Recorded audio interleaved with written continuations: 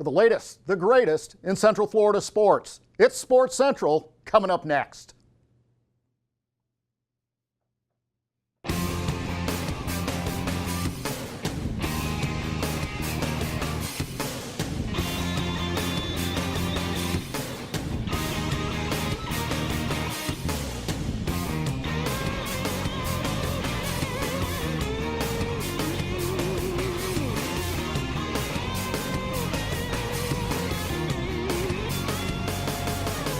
Hey everybody, welcome to Sports Central. I'm Mark Jackson. To my right, Hank Longo. Hank, you've been a busy man lately. I've been a busy guy. You've been a busy guy. And we've got a busy show coming up on this edition of Sports Central. And it's hard to believe it's, the end of August. And, where did the summer go? It just flew by, and it's been a fun summer, and we want to talk all about the stuff going on. But we want to thank the folks at Cypress Lanes for sponsoring this segment of Sports Central. Yeah, that's, they don't call them bowling alleys anymore. You know that.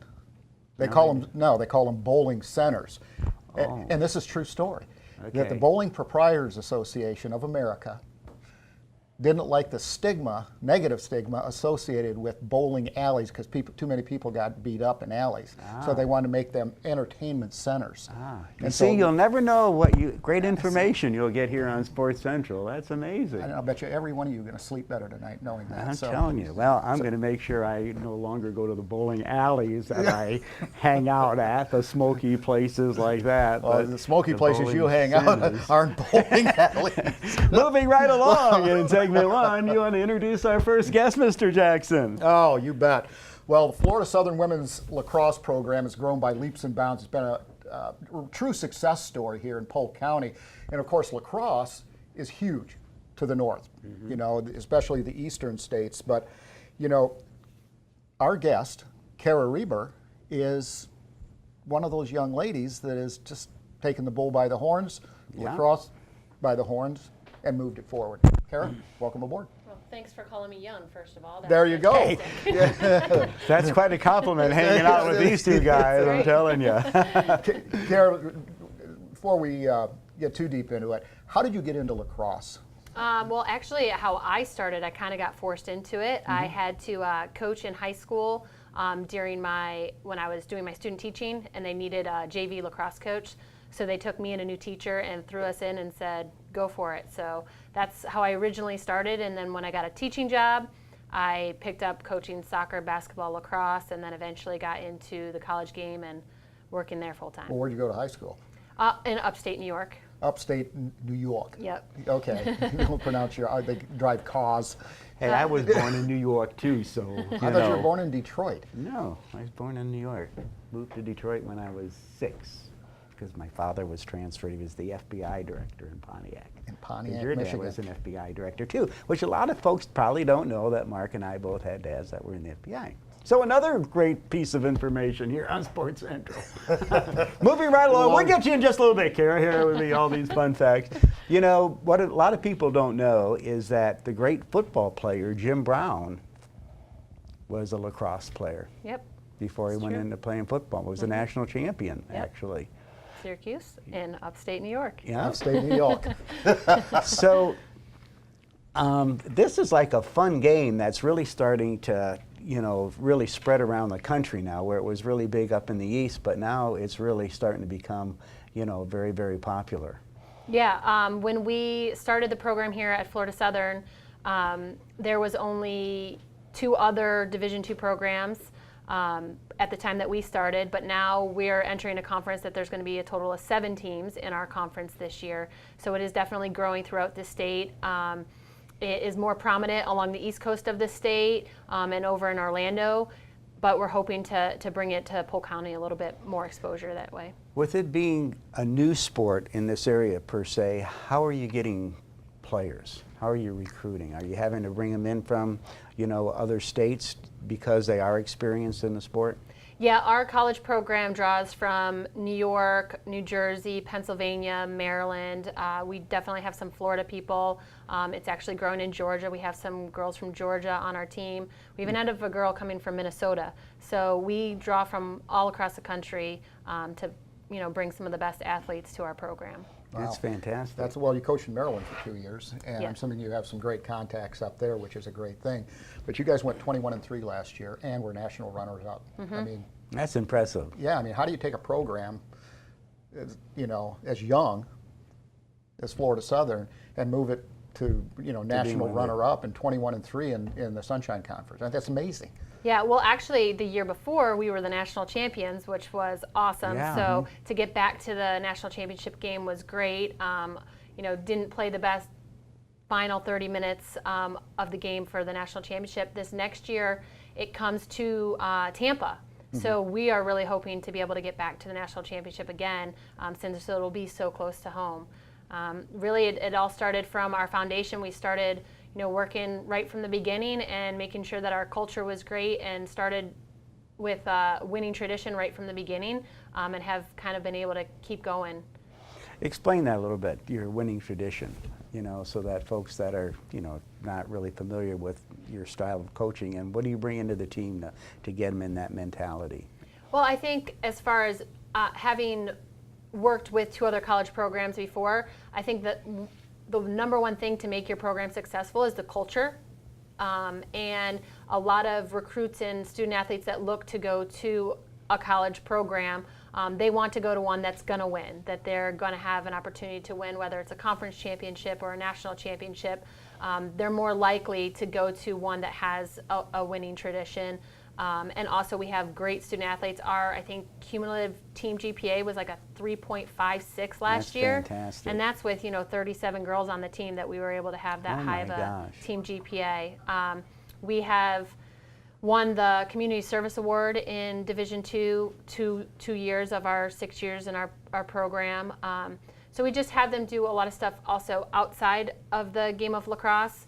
To make sure that they're building character, giving back, and doing some service as well. That's fantastic. Well, you coach locally. I mean, not necessarily at the college level, but don't you have like a high school team or independent? I don't have a high school team. We've started.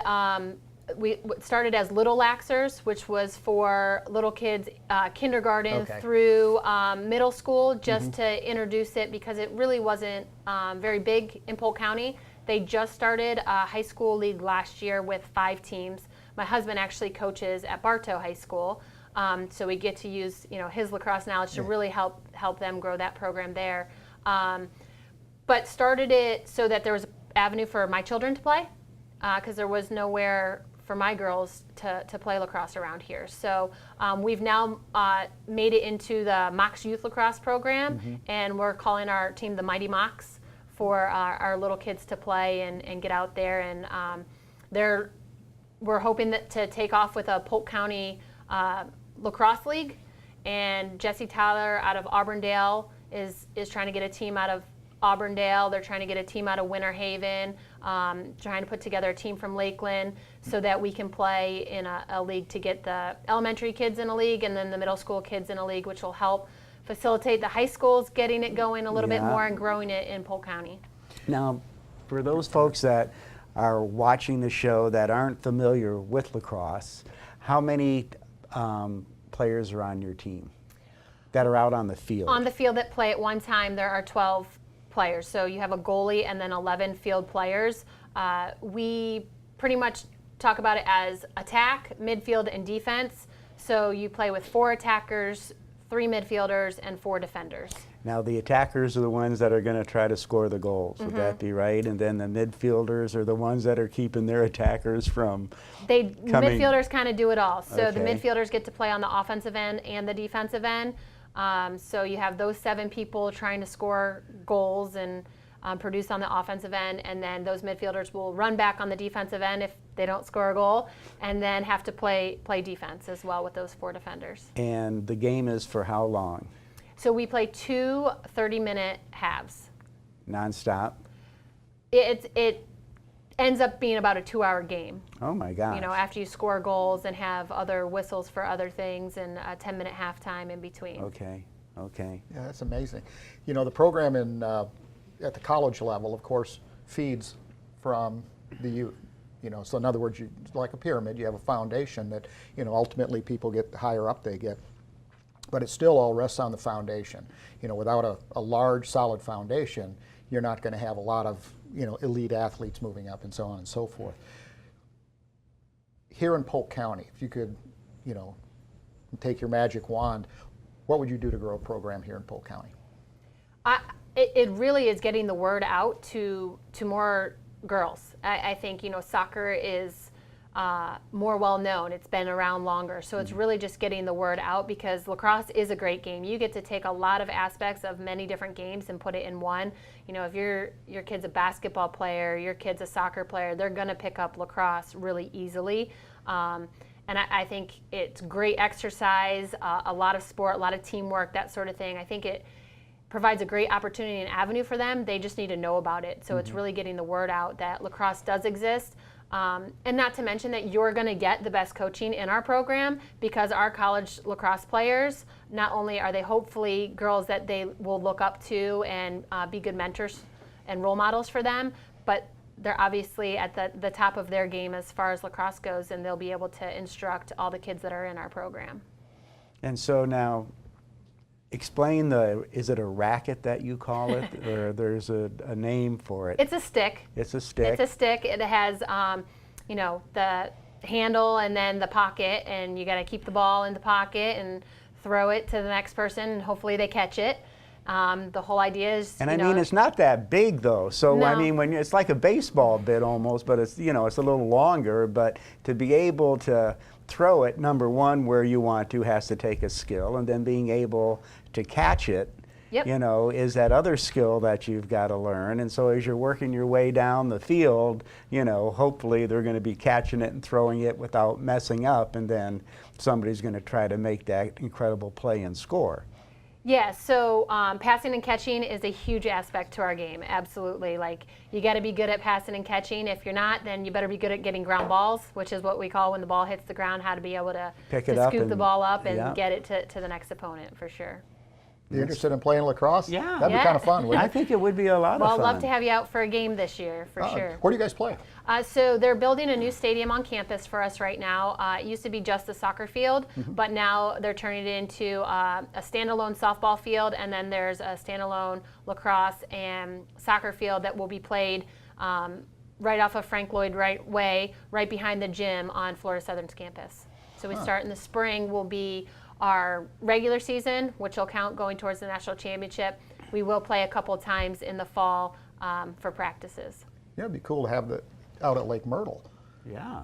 I think one of the things when you're saying, that making people aware of it, you needed to get it into a venue where there's a lot of people that could see it. If they were playing at Lake Myrtle when they had a soccer event there one day with, these thousands of kids playing on one of the fields you're playing lacrosse, you'd have a huge audience that, would get to be able to see this game. And I think if you're a soccer player, you probably would enjoy this game. Basically the same thing. You're running up and down the field trying to score. Right. So I think it could be a lot of fun. Yeah, I think the opportunity. I'd like to try it. When they go to Lake Myrtle, our coaching association brings down tons and tons of host an event, a tournament, and there's tons of teams there.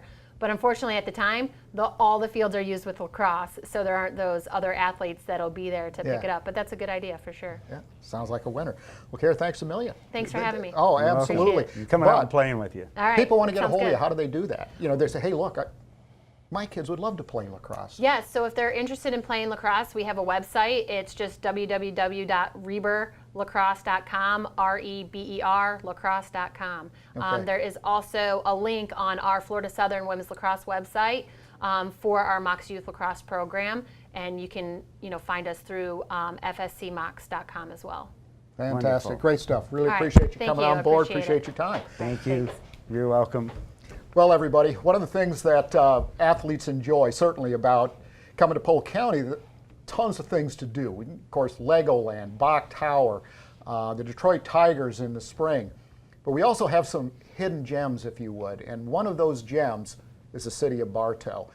Beautiful city, sort of rebranding itself right now, and under the direction of Jeff Clark with the Chamber, they've just done some marvelous things here, and really Bartow has come alive, and it's one of the reasons our athletes love to visit Polk County. Check this out. Hank and Mark, we'll be back right after this.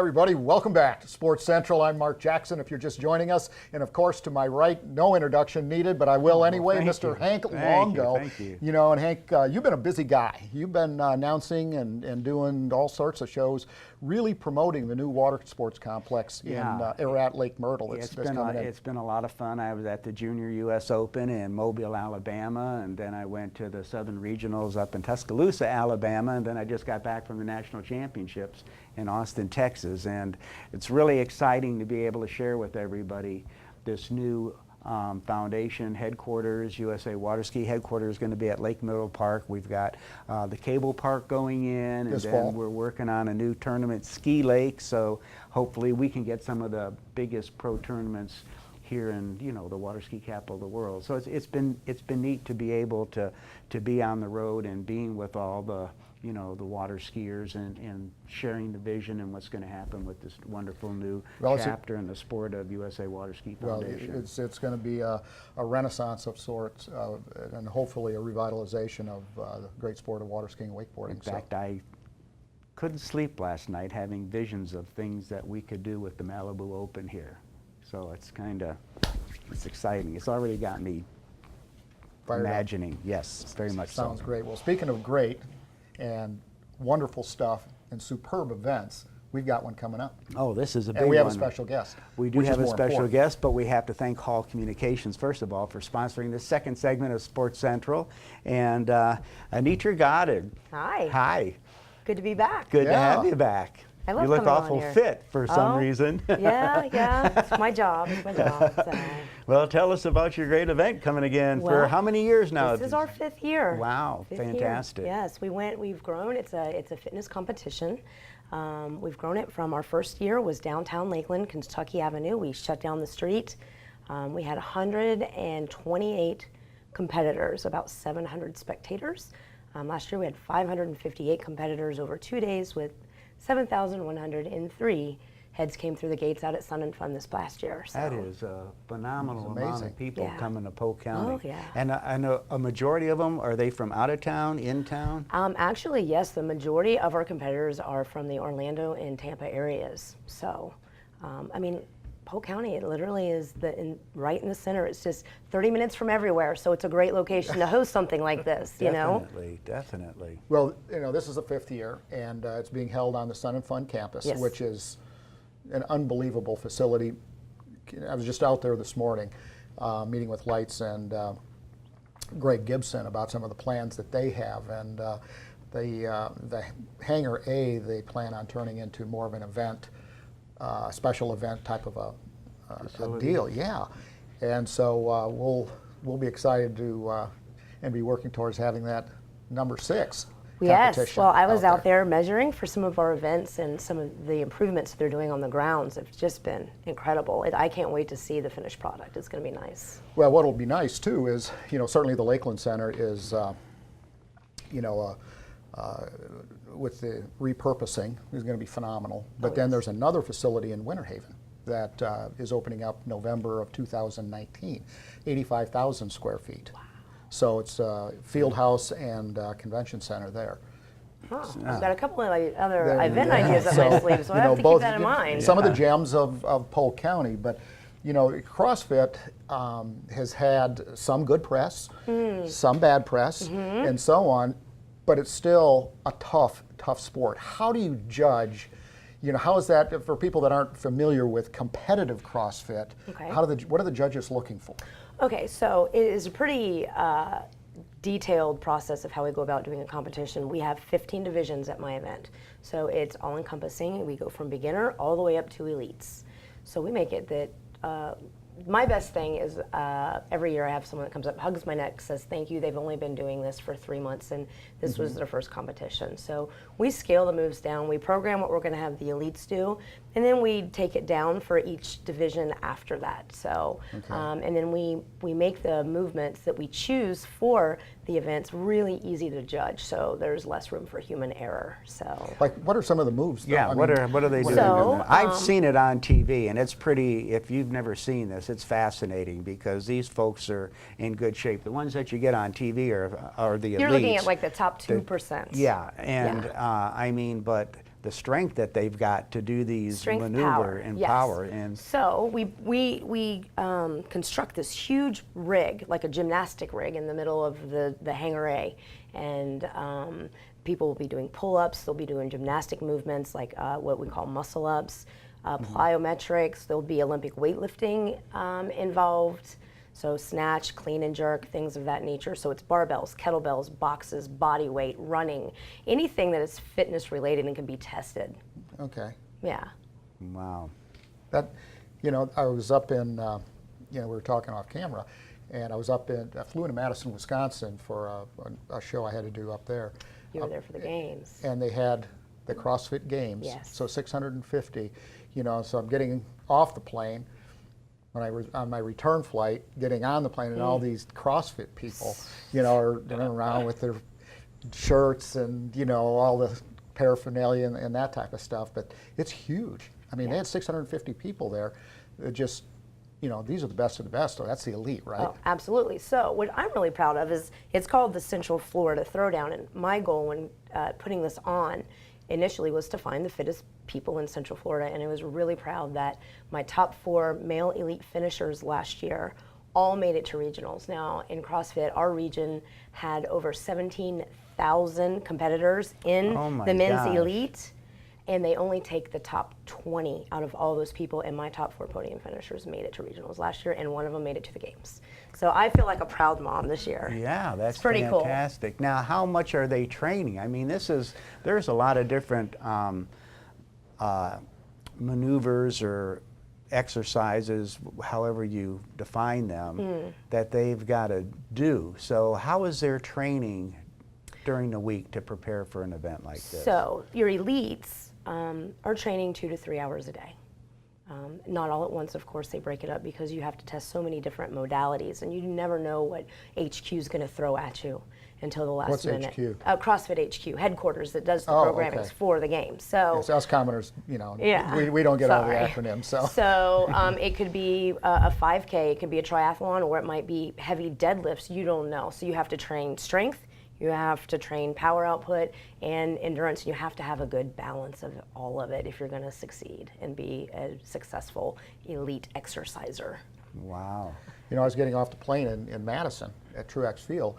I'm walking down the stairs from the, where you board and all that type of stuff, and they had a huge sign in Madison that said, "Welcome the world's fittest athletes to America's fittest city." Wow. Kind of it is. Whether it is or not, heck, I don't know. But sounds good. Yeah, it is. I guess apparently it is. Who knows? Those CrossFitters stick out like a sore thumb, don't they? You can spot a CrossFitter in a crowd like that. Yeah, you really can. I mean, I kind of get recognized no matter where I go. It's a little embarrassing at times, but let me pump you up.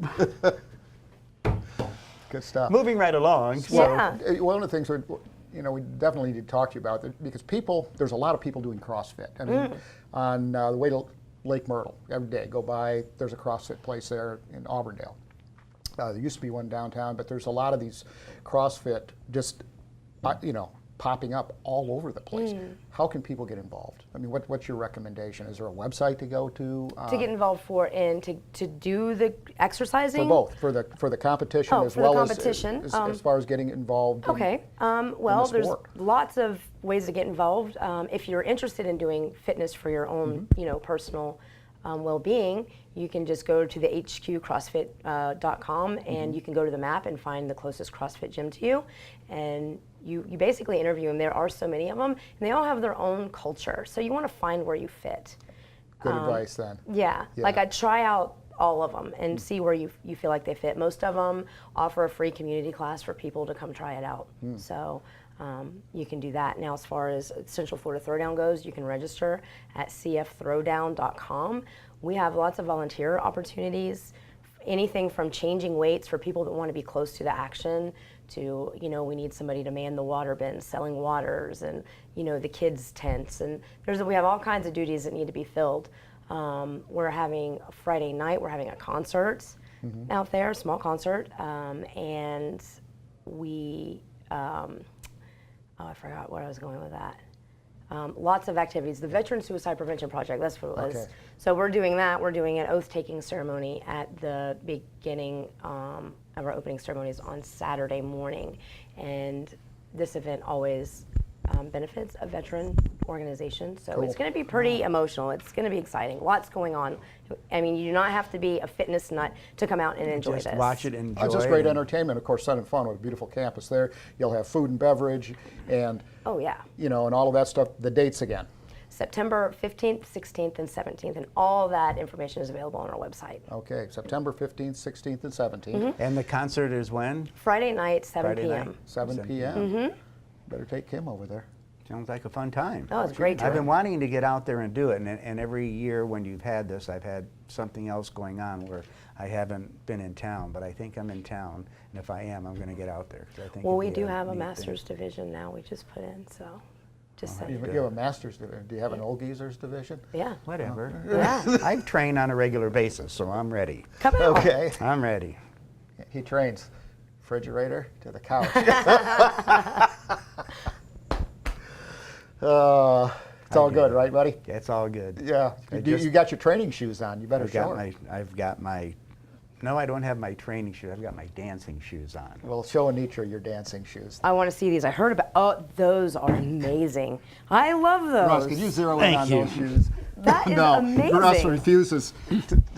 Look at that flexibility. Come on, I tell you, I'm impressed. thank He you. was a naughty little boy, so he had to take a lot of spankings when he was. Jeez, the whip is just coming down, and we can tell we're back, can't you, folks? We're back. I think I'm blushing. Oh boy. Anyhow, Anitra. So that's great stuff. So it's coming up. Man, it's Soon, hard quick. to believe. I mean, it's just like, yeah. I mean, 5 in a years. couple of weeks. My goodness. yeah. And how many people do you anticipate? We're expecting about the same 7,000, 7,500 people throughout the weekend. Man, that's great A stuff. lot We of, really- lot of people organized. We're excited about that one. Congratulations. Well, and it's just one of those sports, you know, that, you know, it takes discipline, it takes strength, but virtually every aspect of your body is being used. You know, Yeah. strength, endurance, you know, all of that, flexibility. Oh, Pretty cool. flexibility, stability, power output. I mean, it's pretty cool, especially when you get into like the science behind it. It's really interesting. I love it. Well, that's great. We're Well, going thanks to for have you on joining us again again. because you're a wellspring of information. We greatly appreciate it. And, Awesome. Love to thanks so come much back. for joining us, Nitra. Absolutely. Okay. Well, everybody, one of the largest tennis tournaments in the state of Florida is coming. We've got some great, well, actually, it just took place. I have to retract what I said. And it's a USTA sanctioned event at the Bierman Tennis Academy and facility. Also in partnership with the Great Lakeland Parks and Recreation Department under Bob Donahay's. And, you know, they just keep going and going and going over there. So We're going great to stuff. check out this footage. And we've got some great footage. You're from going to love it. We'll be Love right tennis? back. You'll love this. Stick around, everybody. We'll be back.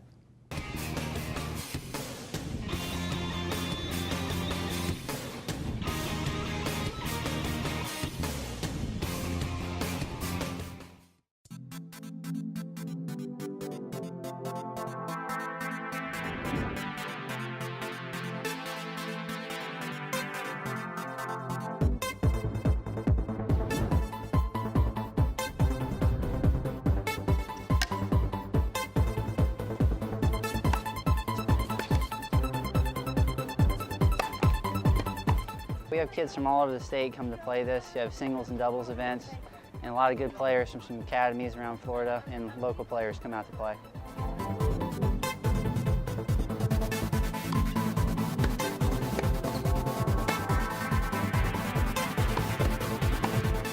Buenos días, estamos aquí en Lakeland. We are here playing a tennis tournament in Lakeland. It's a super series. Today I won my first match. I'm playing 14s and I'm going to play only one match today.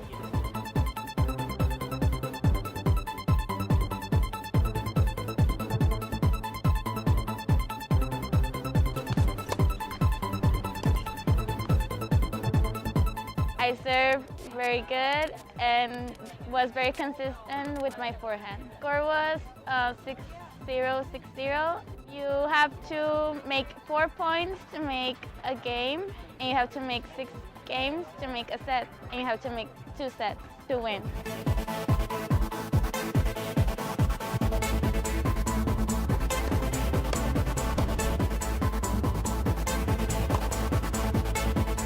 around 170 kids showed up to play. It's good for the Polk County because a lot of the local players get more motivated to play the tournaments and brings a little money into the area, you know. We do the Super Series twice a year, and then we have 2 other tournaments in January and then in the fall.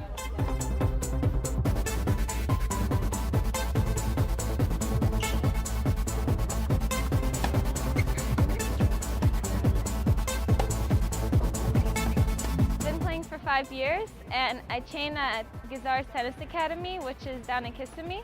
And I travel around and play nationals and designated. But whenever I do, I play here and I really like it.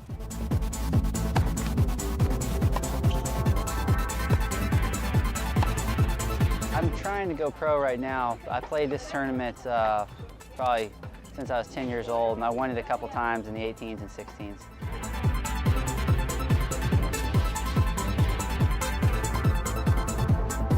I really like this place. It's so nice and organized, and it sounds childish, but I like the park by here, and it's just really fun playing.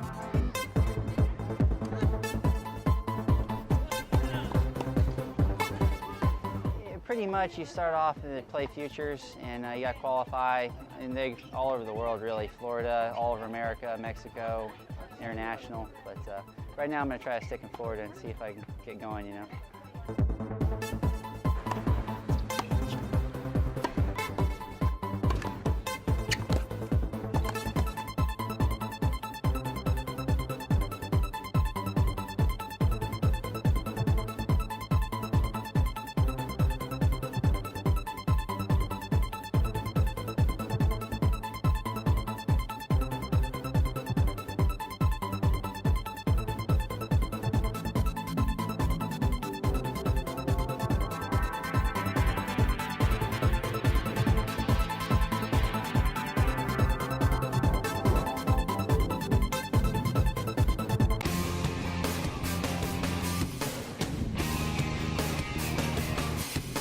Everybody, welcome back, and I hope you enjoyed the Ledger Invitational. That was great. You know, with Lakeland Parks and Rec and the Bierman Tennis Academy. I still call it an academy. You know, it is. But what a great event. You know, of course, the Ledger, one of our great partners, titled that event since its inception. Yeah. So it's been a real exciting event, and boy, popular too. Huge.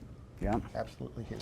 Well, we have a fun third segment for you, and we want to thank the folks at Harborside for sponsoring this event. And if you'll be so nice to introduce our next guest. Well, I got to get this right, because all the way from Weber International University, I always get. Just keep going. Just keep that, going. Yeah, keep just her got going, that baby. screwed Keep up. her going. Anyway, great school down in Babson Park. There we go. A little bit of a brain freeze. You know how that goes. Senior moment. Senior moment. Yeah, it's coming to you too. It's been coming there. to a movie near you. Been there. Yeah, absolutely. Well, Lindsay Martin, head coach, and I believe 28-4 last year. Yes, sir. 28-4. That is unbelievable. You won the conference championship. You won the conference tournament. I mean, you guys are rocking and rolling. They did a great job last year. It was a very exciting year for them. Yeah. Well, how did you get started in volleyball? I mean, you're what, like 6'2" or something? I am. I'm a little bit of a tall kid. Tall drink of water. I got started when I was in high school. Okay. I was a basketball kid forever. You know, had a sports dad, so I put, basketball, football, baseball with him. So, tall kid, basketball kid. About my sophomore year in high school, one of the basketball kids was like, "Hey, come play volleyball." Picked it up, fell in love with it. Okay. Absolutely. Played Division I ball in Southern California for college, Cal Poly, San Luis Obispo. Really? I did it in high school for about 3 years, coached and taught. Went the community college route, taught men and women, which was great. Went out to Colorado for about 5 years, where I was at Colorado Christian University, Metro State University. Got the head job at Johnson & Wales Denver before I came out here to take the Weber International job. Wow, that's fascinating. Amazing. Let's go back to your playing a little bit right now, because I find that kind of fascinating, because Southern California area you play, isn't that like a hot spot for volleyball? It is, it is. There's a lot of volleyball players out there. The beach scene is thriving out there, as well as the indoor scene. So it's a very fun place and a very easy place to get into the sport of volleyball. And so when you came to Weber, did you bring something that they haven't had before with that experience? Well, a 6'2" blonde coach, maybe, but I Weber had so many alluring things to it. It has a men's program, it has the sand program, as well as the indoor program, which is a very good trifecta to bring in recruits from all over the country. I mean, you can bring in easily California kids who want to play indoor and want to play beach. You can bring the men's game in as well. It just has so many things to offer and a great setting. Babson Park right on the beautiful lake right there. Our sand courts overlook the water. Our indoor facilities getting updated this year. We're getting new bleachers, new lights. It's going to be brand new. We just had the floor refinished. It's a great place to be able to have a team that hopefully is going to win another championship. That's fantastic. Yeah, now you guys move up through the NAIA ranks and so on and so forth. Where are the nationals this year? Sioux City, Iowa.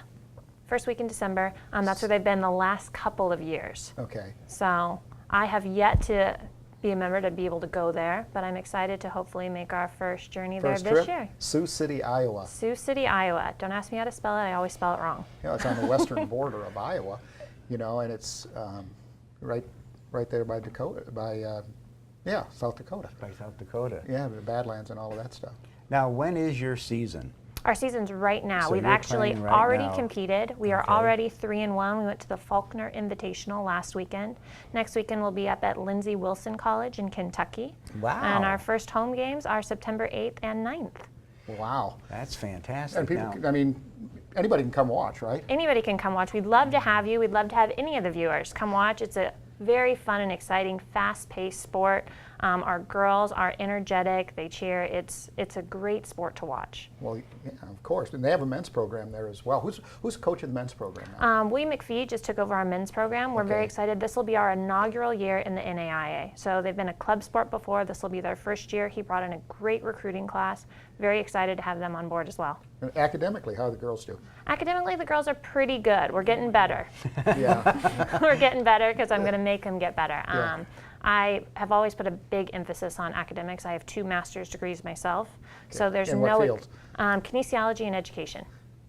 So you know what kinesthetic sense is, and I do. Did a lot of studying on that kind of stuff. Wow. So, but having that background, academics is very important to me. Yeah. So making them, whether they like it or not, some of them not a problem. Some of them, they Gotta want to come push play 'em a little volleyball. bit. But they're on board. They're very excited this year to hopefully beat our softball and our soccer team who got the academic awards last year. So Oh, they did? a little bit of a competition within our sports in our school, that's good. We're obviously competitors, so make it on the academic field as well, and hopefully we'll come out on top this year of academics. Now, who have you got coming back this year? Do you have any young superstars that could make a difference on your team? We do have some great kids coming back. Michelle Calderon was the defense All-American defender of the conference last year. She's our libero. She's coming back, as well as the setter of the conference, Carly Baxter. So having those 2 key roles come back is incredibly important, and we've been able to have a couple of returners, step into those really important roles to lead the team, as well as some newcomers, really bringing some new life and new culture to the team. You know, it's kind of an interesting dynamic, though. You think about it, their season's over, like by the 1st of October, right? Well, it starts to run down. I mean, nationals, if we make it all the way to Sioux City, is the first week in December. Oh, so we'll be December. playing through November. Okay. Yes. Hopefully make it all the way, So this is, there's a difference between sand and indoor. Because in sand, are you just playing with 2 players on the team when you're playing on sand? That is correct. You are playing with 2 players, a little bit smaller court as well. And then when you get inside, you have, what, 5 players on the team? Or? You have 6 girls on the 6? court at a time. Okay. So 3 players in the front row, 3 players in the back row. Makes it a very team. What I like to say is volleyball is one of the ultimate team sports you can play. Because really, unlike basketball, you can't just go out and, you can have a superstar in basketball and just scores all the points, gets all the rebounds, things like that. Tennis, you can play one-on-one. A lot of those sports you can play. But with volleyball, it's 3 contacts on one side. You really need to have somebody be able to pass, somebody to play. Even in beach with 2 kids, you can't win by yourself. Now, when you said 3 hits on each side, do you have to hit it 3 times? No, you don't. Great because question. when it comes over, if you can stuff it, it makes it a lot but easier you on you. can't. But you can't touch it more than 3 times. You can't touch it more than 3 times. You can't touch it more than 1 time yourself in a row. Okay. So if I play it, you play it, I can play it back, totally fine.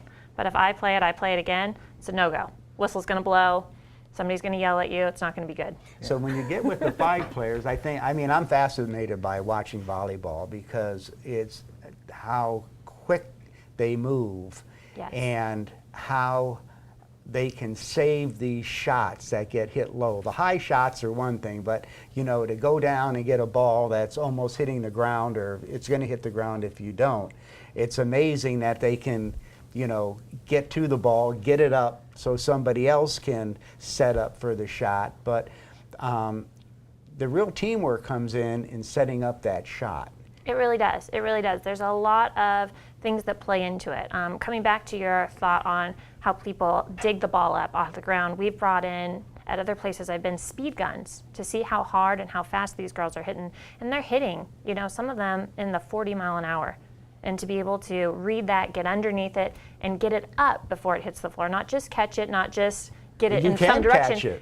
No, you got to direct it in the correct direction to be able to set up a play so you can have one of our 3 hitters who are all running different things, and our setter, who's kind of like the quarterback of the team, decide who's going to get the ball and the other team maneuver in order to defend it. So there's a lot of things that it's kind of like ultimate balloon ball when you're a little kid. Don't let the balloon touch the ground, but a lot faster. With a little quicker ball. Perpetual motion. Yeah. Yes. That's what it is.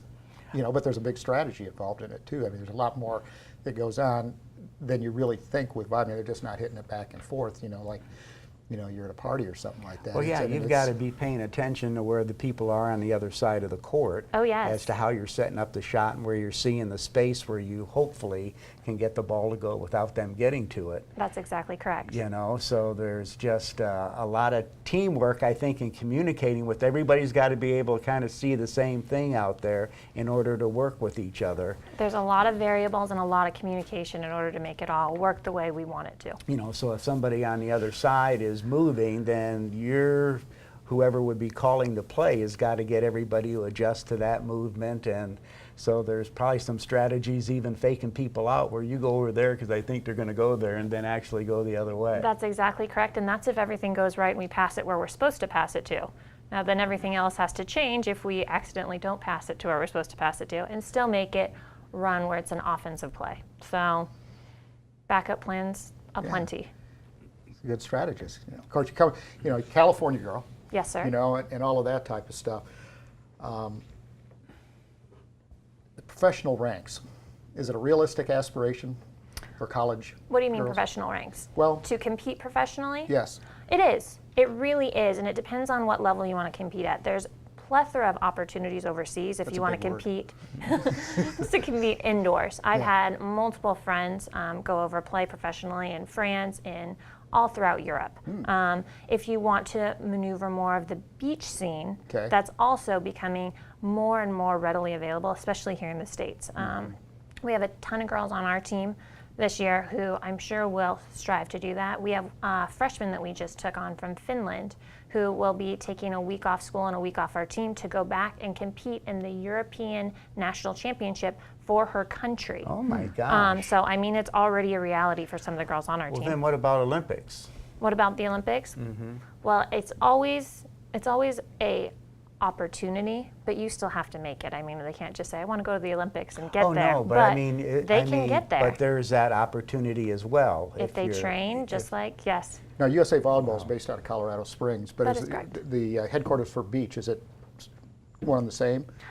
They've done a lot of volleyball and moved it out to Anaheim, California. Oh, they did? For a lot of training out there. Okay. They have the American Sports Center, where even the indoor athletes train there as well now. Yeah, well, it's, you get the clusters. It's kind of like Lake Myrtle. You get sports clusters like that, and you just, there's a lot of mutual benefits from different sports training together, and all of that type of stuff. But being having your master's degree in kinesiology, okay, that's a big word too.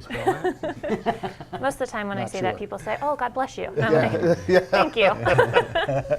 I mean, how much does that been an advantage for you? I mean, it's huge in sports, but for you personally? For me personally, it's been huge into shaping what I want to be as a coach. I did my master's in kinesiology, my thesis on how female athletes respond differently to male and female head coaches.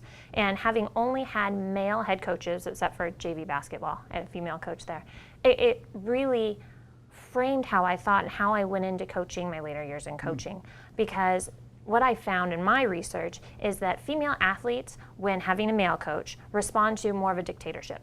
You tell me what to do, I'll go do it, that's fine. But when there's a female involved, kind of like your mom versus your dad, a lot of times, they want to know why. They want to understand why. They want to be a part of the process, because that's how women kind of work with each other. Exactly, exactly. So being able to, you know, not have your team dislike you as the coach because you're just telling them what to do and they don't understand, they think you're being mean, explaining to them this is why we're doing it and this is why it's important, you get so much more buy-in. The athletes are so much more willing to, you know, old terms, run through a wall for you, because they understand the why, they understand the how, and they want to have us work together to achieve that goal, opposed to me just telling them what the goal is and they have to blindly find it. That was a good question, wasn't it? Yeah. But it was a better answer. But no, that's a big part of kinesiology. I mean, there's so much. You know, I talk a lot about the importance of the locker room. You know, in professional sports, and I don't care if it's water skiing or if it's Major League Baseball, but the chemistry, you know, on the field is one thing, but the chemistry off, you know, and I call it the locker room, is critically important. You know, it's sort of like corporate culture. Yeah. You know, you create that culture of support, of I don't know, sharing of expertise, and, you know, wanting your teammates to get better, you know, that type of thing. It isn't so self-centered. So, narcissistic. I agree, especially in female sports. Having had the opportunity to coach male and females both at the college, high school, and club level. Yeah. Guys are a little bit more, as long as they have a common goal, they'll go towards it. Girls really want to know outside of the court as well. You have their back. You have an understanding that you're all working together. It's important, and when that doesn't happen, you can see it on the court. Yeah. Well, so, I've heard a lot from a lot of that in girls fast pitch softball. You know, you hear guys coaching, you know, so they're so different to coach than guys. You know, like if you're coaching baseball or girls softball, it's a huge difference. So, anyway. Well, we've got to wrap this up because we're running a little over time. So sorry. It's been fantastic. It's been fantastic, and we got to get out and watch your gals tear it up. Definitely we would love to have you. Absolutely love to have you. Well, we're going to do it. There. Definitely. Head down there and watch you in action. Awesome. Sounds great. Make sure you say hi when you're there. And you're easy to spot at 6'2". So yeah. I am. I'll usually be wearing heels. And you'll see the senior atomic blonde out there. I'll be easy to pick up on. But hey, we got some great footage of our spotlight athlete. Well, these up close and personals are really one of my favorite parts of the show. And I use that term because way back when ABC Wide World of Sports, you know, for the Olympics and, you know, this type of stuff, for NBC dominated, they did these up close and personals. Well, you know, the PGTV crew does a phenomenal job. And the gentleman by the name of Nathan Lowell is from Lake Gibson, and he is a wrestler. I was a wrestler in high school. Yes, you and were. So, great athlete, great attitude. Check this out, everybody. Hank and Mark will be back right after this. Right after this. See you in a bit.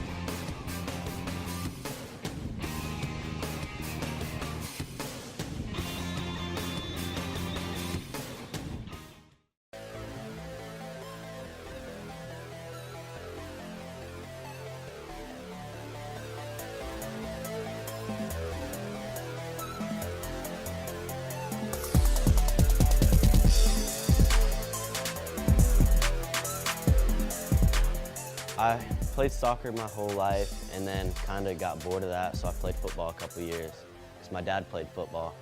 And then he told me he wanted me to join wrestling because he also wrestled in high school, so I was like, you know what, why not give it a try?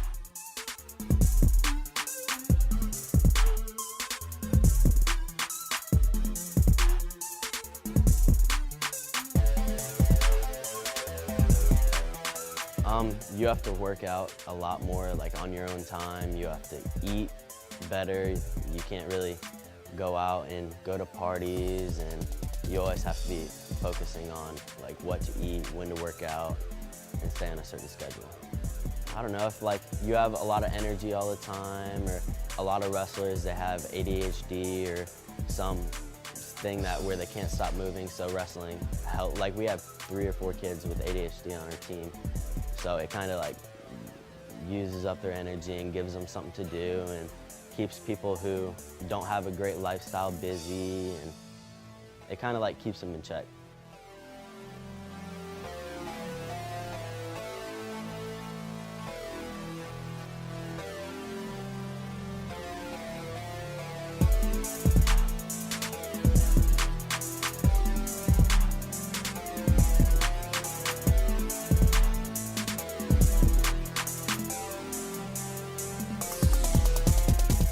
Start out with a nice warm-up, like get loose, stretch, just get our bodies warm, get our sweat going.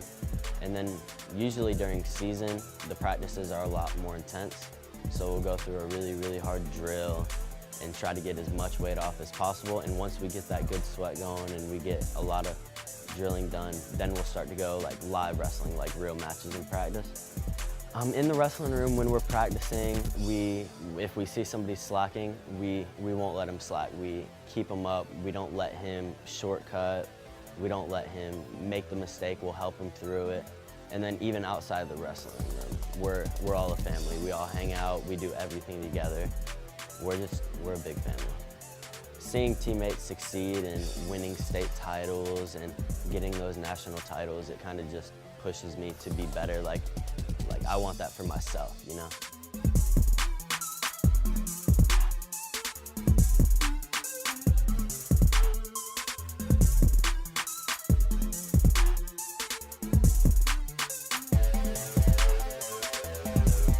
I listen to a lot of like rap music, and music kind of just focus me and get me into a certain mood where like I gotta beat this kid.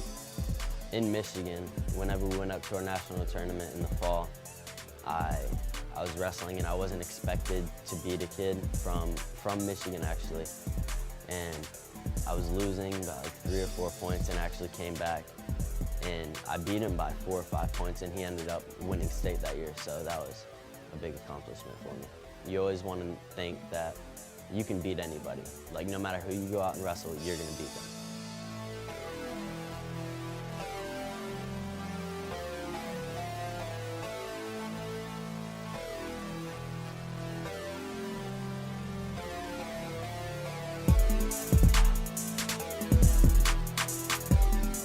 My mom and dad, they'll support me through whatever decisions I make and what I want to do in wrestling and what I need to do. So they actually realized how much that wrestling has done for me and what it can do for me and how much of a family we are. Being disciplined with it, it doesn't just teach me how to be disciplined with a sport or a hobby. It teaches me how to be disciplined and focus on what I need to do in like the real world and in life.